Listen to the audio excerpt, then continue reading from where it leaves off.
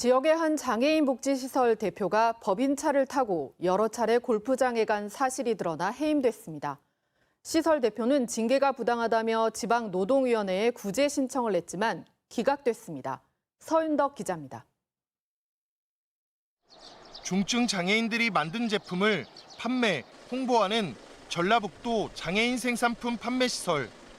운영을 맡은 장애인 직업재활시설협회가 지난해 11월 당시 시설 대표를 징계 면직했습니다.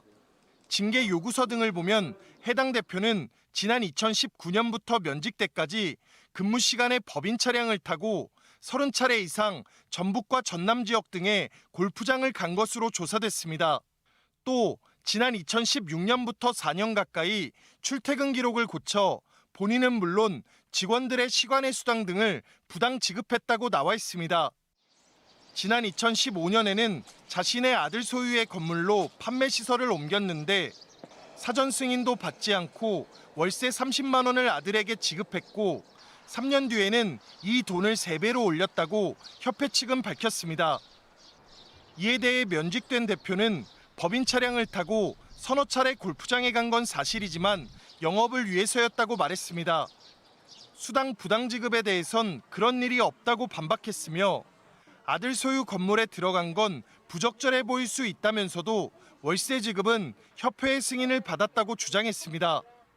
일부 저희 행동이 부적절했지만 그래도 20년 동안 열심히 판매시설 위해서 노력했던 부분을 생각하지 않고 이렇게 면직 처분이 있은 거에 대해서는 부당하다고 생각합니다.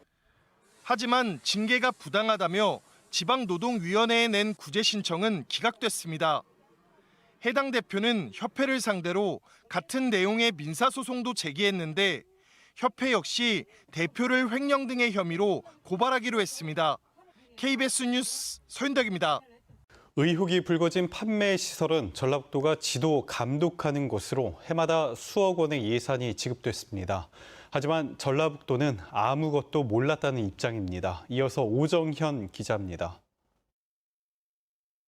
징계 면직된 전 시설 대표가 자신의 아들 건물로 판매 시설을 옮긴 건 지난 2015년. 당시 19살이었던 아들 대신 임대차 계약서를 쓴 건 시설 대표인 아버지였습니다.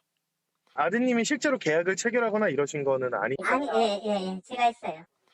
사실상 건물을 빌리는 사람과 빌려주는 사람이 같은 셀프 계약. 전라북도가 계약서에 도지사 직인을 찍고 4억 원에 이르는 시설 임대비 대부분을 지원했지만 건물 주인이 시설 대표의 아들이라는 것조차 몰랐습니다. 건물주가 누구냐, 이거 누구 아들이냐, 예를 들면 도청에 누구 직원 애들 이런 부분 그까지 되게 어렵습니다. 정말 이게 만약 규정이 있다면 저희도 그것까지 기피하겠죠. 3년 뒤에는 해당 임대차 계약서에 월세 30만 원을 월세와 시설 부담금 90만 원으로 임의로 고쳤는데 전라북도는 이 역시 몰랐습니다.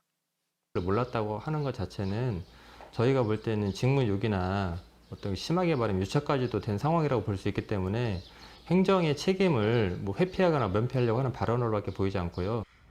1년에 한 차례 판매 시설을 지도 감독해야 하지만 협회 감사를 통해 징계가 내려지기 전까지 아무것도 파악하지 못한 겁니다.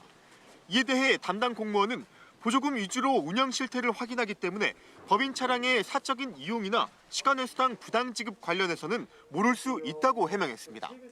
의도적으로 좀 저희가 밥 먹고 하면 그걸 저희들은 참 발견하기 어려워요. 그것은 저희들로서의 지도감독의 한계인 것도 알고 있어요.